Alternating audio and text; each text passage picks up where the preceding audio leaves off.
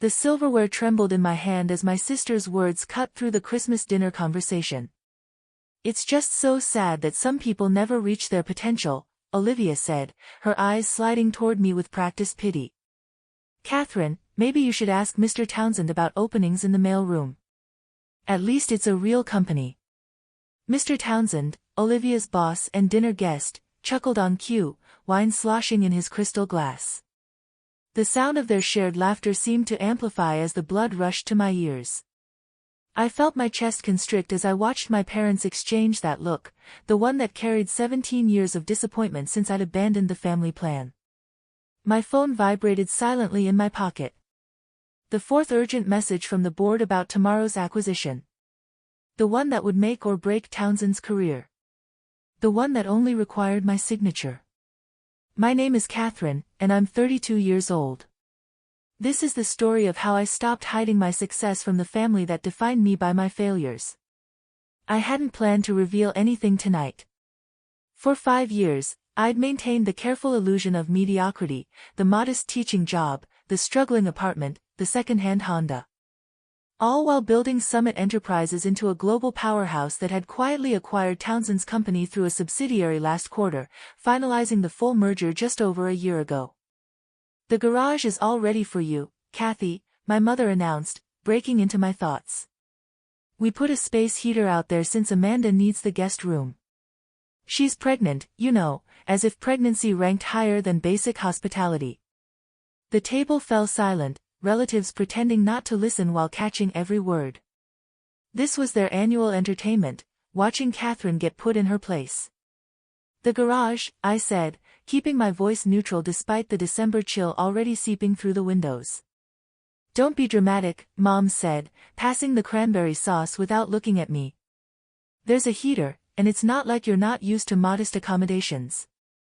I thought about my penthouse overlooking Central Park, the vacation home in Maui, the private island I'd purchased last summer, all carefully hidden under layers of shell companies and discrete ownership structures. "The garage is fine," I said, slicing my turkey into precise pieces. "I'm sure it's better than what most of my community college students have." Olivia's smile widened. She loved it when I mentioned my teaching job, more proof in her mind of my failure to launch. "That's the spirit," she said, her diamond bracelet catching the light as she reached for her wine. "At least you know your place." After dinner, Olivia led me to the garage, a cold, concrete space despite the small heater humming ineffectively in the corner. They'd set up an old military cot between Dad's golf clubs and boxes of Christmas decorations. A thin blanket lay folded at one end, probably pulled from the back of some closet. "Dinner tomorrow is at 7 p.m., Olivia said, her voice echoing in the bare space. "Try not to track any dirt into the house when you come in." As the door closed behind her, I pulled out my phone. 3 urgent emails from the board needed attention before tomorrow's meeting, the same meeting where Olivia's boss would be presenting his quarterly reports, unaware that his year-end bonus depended entirely on my approval. I smiled slightly as I typed out my responses. Olivia had no idea that her perfect boss, Mr. Townsend, had spent the last month desperately trying to arrange a meeting with the elusive CEO of Summit Enterprises, the parent company that had quietly acquired their firm last year. My phone buzzed with a text from my assistant. "Mr. Townsend asked again about meeting you before tomorrow's board meeting. Should I tell him you're unavailable?" I typed back, "No. Let him think I'm still in London. It'll make dinner more interesting." I changed into fresh clothes, carefully hiding my designer blouse under a plain sweater. The garage was freezing, but I'd endured worse in my early days of building my empire. While Olivia had been climbing the corporate ladder, bragging about each small promotion, I'd been quietly acquiring companies, restructuring industries, and building something far bigger than anyone in my family could imagine. At precisely 7 p.m. the next evening, I walked into the dining room, taking my assigned seat at the far end of the table, as far from the important guests as possible.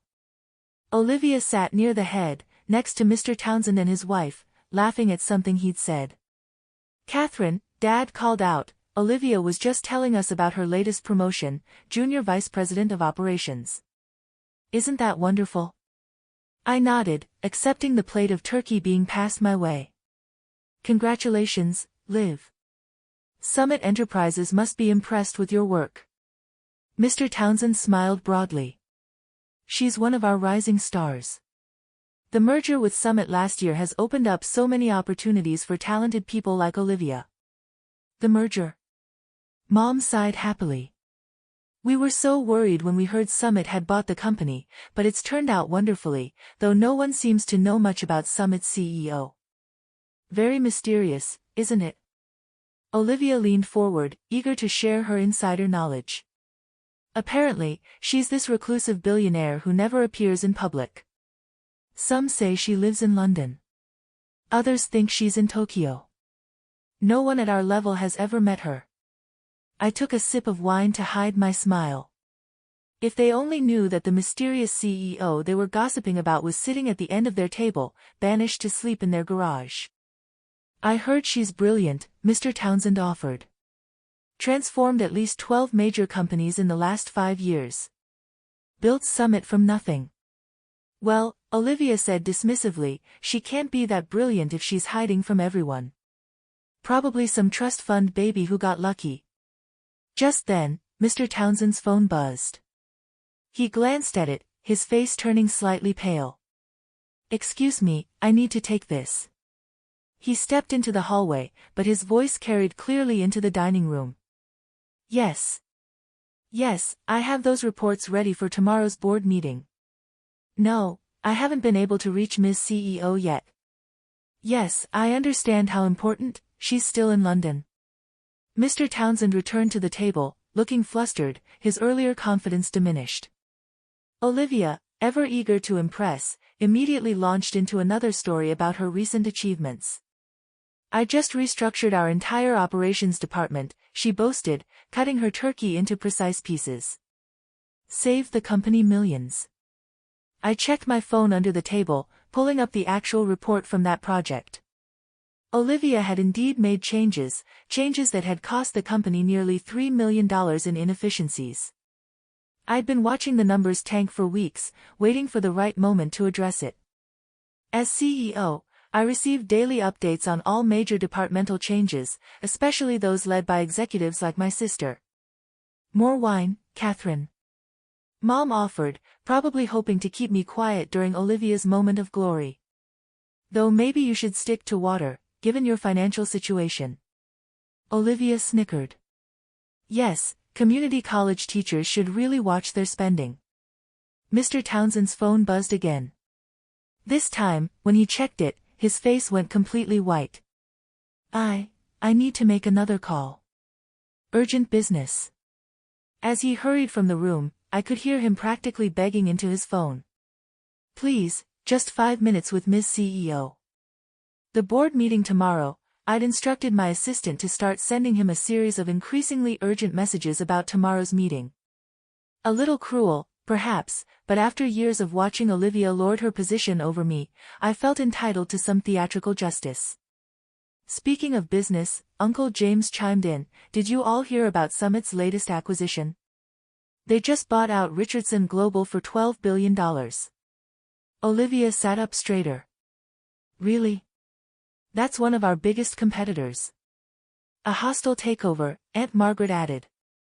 Richardson never saw it coming. This mysterious CEO, she's absolutely ruthless. I thought about the Richardson deal, remembering the late nights spent strategizing, the careful maneuvering of assets. Ruthless wasn't the word I'd use. Strategic, perhaps. Determined, definitely. Mr. Townsend returned again, looking like he might faint. Ms. CEO is calling an emergency pre-board meeting tomorrow at 7 a.m. All department heads must attend. Olivia's fork clattered against her plate. What? But tomorrow's Christmas. She doesn't care, Mr. Townsend replied weakly. She's reviewing all recent operational changes. Olivia, bring your restructuring reports. Now seemed like the perfect moment. I cleared my throat softly. Mr. Townsend. He looked up, seemingly surprised to hear my voice from the far end of the table. Yes? The meeting's actually at 8 a.m., not 7, and Olivia won't need her reports. I've already reviewed them. The room went silent. Olivia let out a nervous laugh. What are you talking about? You don't even work for Summit. I stood up slowly, smoothing my simple sweater. Actually, I do. In fact, I am Summit. I turned to Mr. Townsend. Those reports you've been trying to get to me, I received them last week. We should discuss the Q4 projections. They're off by about $30 million. Mr. Townsend's mouth opened and closed like a fish out of water. You're Catherine Wilson, CEO of Summit Enterprises? Yes, I smiled, enjoying the way Olivia's face had drained of all color. Though most people just call me Ms. CEO. Mom's wine glass slipped from her fingers, spilling red across the white tablecloth. No one moved to clean it up. This is a joke, Olivia whispered. It has to be. I pulled out my phone, projecting my company ID onto the dining room wall. There it was in high definition, my photo, my title, my company. No joke, Liv. While you were climbing the corporate ladder, I built the building. But you're a teacher, Mom stammered. I teach one class per semester at the community college, I corrected her. Because I believe in education and giving back. The rest of my time is spent running one of the largest private equity firms in the world. Olivia pushed back from the table, her chair scraping against the floor. You can't be. You live in a tiny apartment. You drive a Honda. I own the building where my tiny apartment is located, I said. As for the Honda, I shrugged, it's good for the environment, unlike your Mercedes, which, by the way, you probably shouldn't have charged to the company account. Mr. Townsend had sunk into his chair, no doubt remembering every condescending comment he'd made in meetings about the mysterious CEO. The garage, he muttered. We made you sleep in the garage. Yes, I said quietly. You did. All of you were so busy judging me by appearances that you never bothered to look deeper. I turned to Olivia. Remember last month when you denied Sarah an accounting time off for her son's surgery? Olivia nodded mutely. I approved her medical leave personally and arranged for the best specialist in the country. Because that's what real leaders do, they take care of their people. Dad finally found his voice. Why didn't you tell us? Would it have mattered?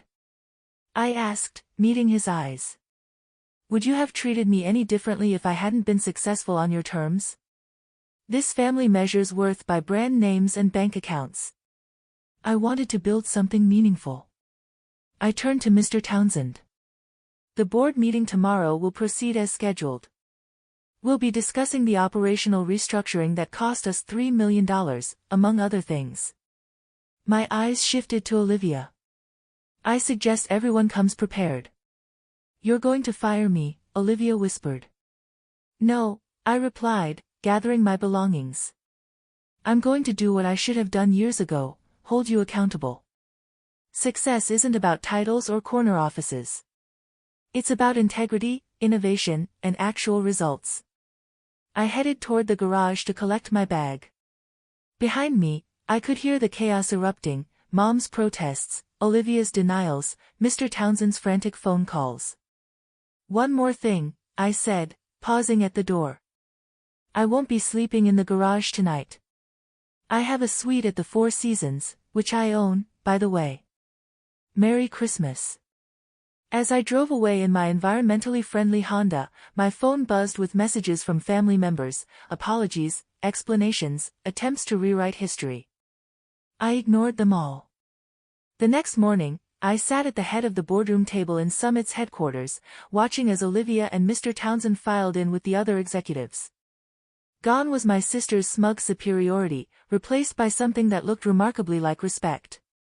Before we begin, I announced, I want to talk about company culture, about how we treat people, regardless of their title or apparent status.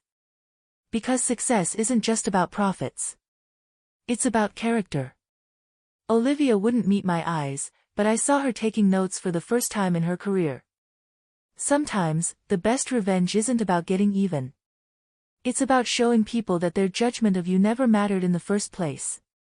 While they were busy looking down on me, I was building an empire.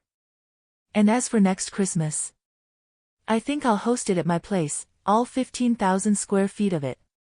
Let them sleep in the garage.